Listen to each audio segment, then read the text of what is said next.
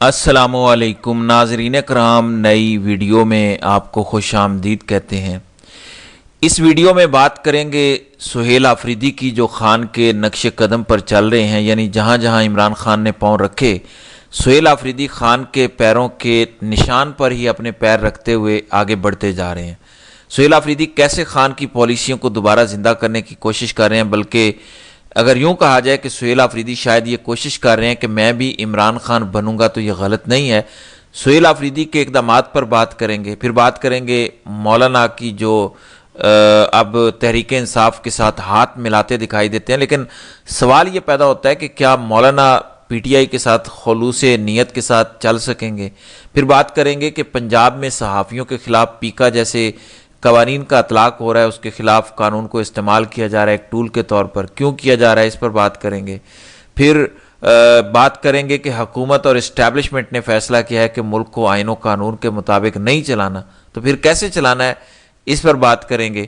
پھر P T I کی سیاسی کمیٹی کے اندر جو جنگ ہوئی، یعنی خان کے علاوہ باقی ہر فضول کام، ہر فضول معاملے پر بحث کی گئی، لیکن خان پر بحث نہیں کی گئی، اس پر بھی ویڈیو کے آخر میں بات کریں گے۔ ناظرین کرام، سہیل آفریدی یہ کوشش کر رہے ہیں کہ وہ عمران خان کے نقش قدم پر چلیں، بڑی اچھی بات ہے۔ ہر سیاسی کارکن کی یہ خواہش ہوتی ہے کہ وہ اپنے سیاسی رہنما کے نقش قدم، اس کے بیانیے، اس کے نظریے، اس کی سوچ، اس کی اپروچ کے مطابق خود کو آگے بڑھائے۔ دیگر تمام سیاسی جماعتوں میں بھی دیکھیں تو ہر پبلک آفس ہولڈر کی یہی خواہش ہوتی ہے کہ اپنی پارٹی پالیسی کے مطابق ملک کی فلاح و بہبود کے حوالے سے بہتر اقدامات کرے۔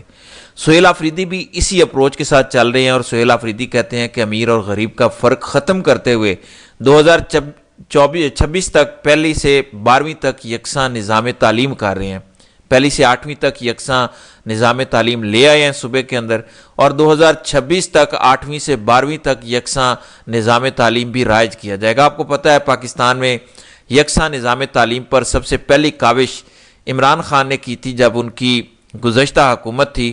2018 کے بعد پی ٹی آئی کی جانب سے نیشنل لیول پر ایک یکساں نظام تعلیم بنانے کے لیے، یعنی پورے ملک کے اندر ایک جیسا نظام تعلیم ہو، مدارس کے بچوں کو بھی وہی پڑھایا جائے، انگلش میڈیم سکول میں بھی وہی مضامین پڑھائے جائیں، سرکاری سکول میں بھی وہی مضامین پڑھائے جائیں، کیونکہ خان اپنے متعدد خطابات میں یہ بات کر چکے ہیں کہ مدارس کے بچے اور سرکاری سکولوں کے بچے بہت پیچھے رہ جاتے ہیں، جبکہ پرائیویٹ سکول مثلا بیکن ہاؤس یا لاہور گرامر سکول یہ بہت آگے نکل چکے ہیں۔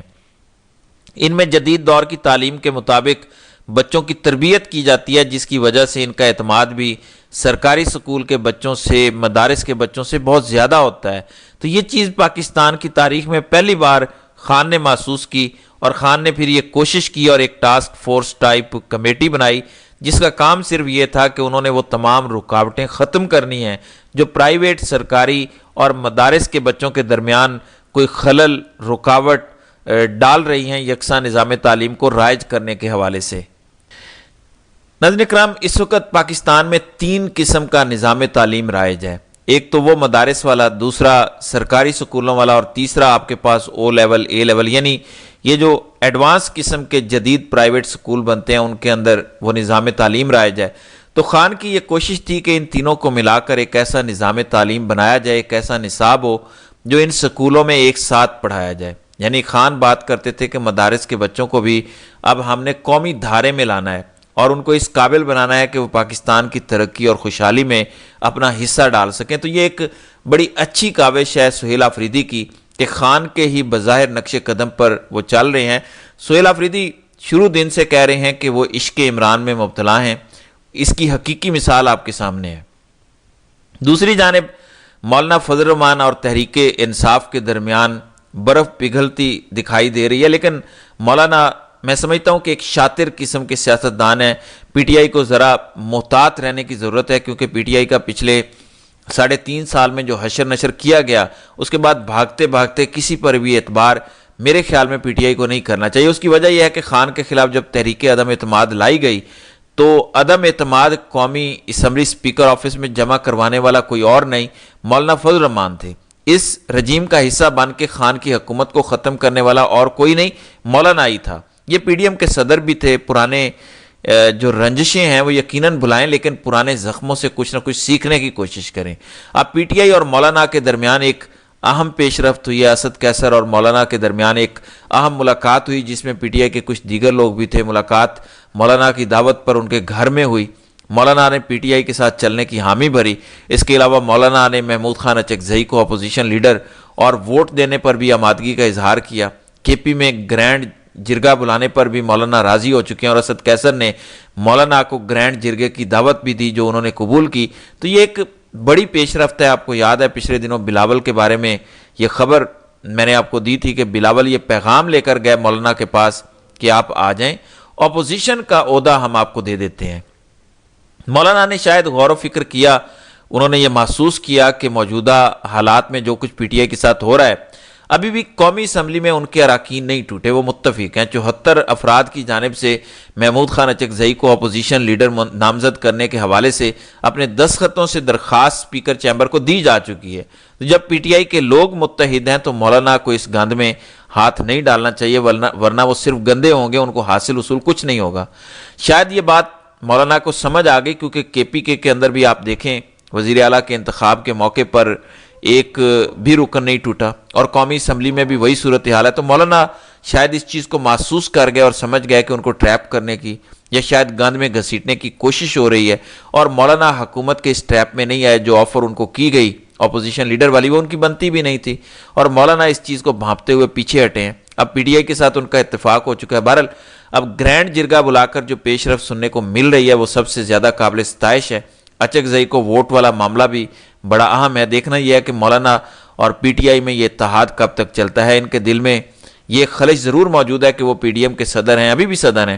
اب مولانا کے سابقہ اتحادی تو حکومت میں ہے، جبکہ مولانا خود اپوزیشن میں بیٹھے ہیں۔ تو دیکھتے ہیں کہ آگے چیزیں کیسے بڑھتی ہیں۔ پھر پی ڈی ایم کی سیاسی کمیٹی کا اجلاس ہوا، جس کی اندرونی کہانی اب کچھ کھل کے سامنے آ رہی ہے، اور اس ملاقات میں عالیہ حمزہ کے بارے میں یہ کہا جا رہا ہے کہ انہوں نے خان کی بہنوں کے بارے میں بڑے سخت قسم کی باتیں کیا، نامناسب الفاظ کا استعمال کیا۔ حیرانگی کی بات یہ ہے کہ پارٹی کے اندر تمام لوگ بڑے دھڑلے سے تنقید کرتے ہیں، جبکہ جہاں پر تنقید کرنی چاہیے وہاں پہ بہت سارے لوگوں کی زبانیں گنگ ہو جاتی ہیں، خاموش ہو جاتی ہیں، ایک لفظ بھی ان کے منہ سے نہیں نکلتا۔ سیاسی کمیٹی میں عالیہ حمزہ کی جانب سے یہاں تک کہا گیا کہ عمران خان کی بہنوں کو حق نہیں پہنچتا، جس طرح پچھلے دنوں عظمہ خان جب عمران خان سے مل کر باہر نکلی تو انہوں نے کہا کہ خان نے احمد چٹھا اور بلال اعجاز کو ہٹانے کے حوالے سے کوئی بیان نہیں دیا، ان سے یہ غلط بات منسوب کی جا رہی ہے۔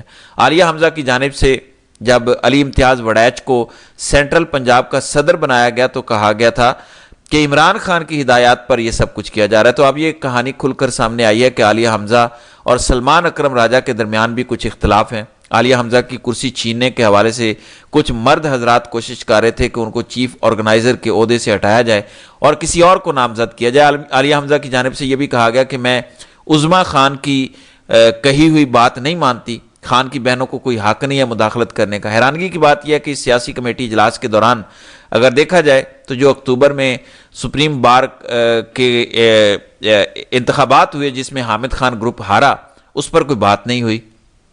نومبر کے مہینے میں جو مختلف وکلاء تنظیموں کے الیکشن ہو رہے ہیں اس پر کسی قسم کی کوئی ڈسکشن نہیں ہوئی۔ پھر جو تحریک ہے عملی طور پر گراؤنڈ پر خان کی رہائی کے حوالے سے، اس کے بارے میں کوئی بحث نہیں کی گئی، نہ ہی حکومت کے حوالے سے کسی قسم کی کوئی بات چیت اور گفتگو ہوئی ان کی پالیسیوں کے حوالے سے۔ پھر خان کی رہائی کے حوالے سے کوئی سنجیدہ قسم کی گفتگو سیاسی کمیٹی میں نہیں کی گئی۔ خان کی جانب سے یہ بھی کہا گیا کہ ضمنی انتخابات میں حصہ نہیں لینا، لیکن اس کے باوجود آپ دیکھیں ضمنی انتخابات میں حصہ لیا جا رہا ہے۔ عمر ایوب کے معاملے کو خان نے کہا تھا کہ ہم ایکسیپٹ نہیں کریں گے، لیکن ان کو قبول کیا گیا۔ ان کی بیوی جو ہے وہ عمر ایوب کی سیٹ پر الیکشن کانٹیسٹ کر رہی ہیں۔ تو خان کے ان احکامات کو بھی پس پردہ ڈال دیا گیا۔ پھر خان کی جانب سے ڈاکٹر ماہرنگ بلوچ سے ملاقات کا کہا گیا، لیکن ابھی تک اس حوالے سے بھی کوئی پیش رفت نہیں ہوئی۔ خان نے کہا تھا کہ ڈاکٹر ماہرنگ بلوچ کو ان کا پیغام پہنچایا جائے اور انہیں اعتماد میں لیا جائے۔ پھر خیبر پختونخوا میں فوجی آپریشن کے حوالے سے بھی کسی قسم کی کوئی پیش رفت اس وقت تک سامنے نہیں آ رہی۔ دیگر بہت ساری چیزیں ہیں، جس طرح میں نے بتایا کہ علی امتیاز وڑیچ اور احمد چٹھا کے حوالے سے جو عظمہ خان کا بیان باہر آیا اور انہوں نے کہا کہ خان نے ایسا کوئی پیغام نہیں دیا، اس حوالے سے بھی کوئی اپڈیٹ سامنے نہیں آئی. تو یہ صورتحال ہے. بہرحال دیکھتے ہیں کہ آگے آگے ہوتا ہے کیا. تو ناظرین کرام، آپ کی اس ویڈیو کے حوالے سے کیا رائے ہے؟ آپ اپنی رائے کا اظہار کامنٹ سیکشن میں ضرور کیجیے گا.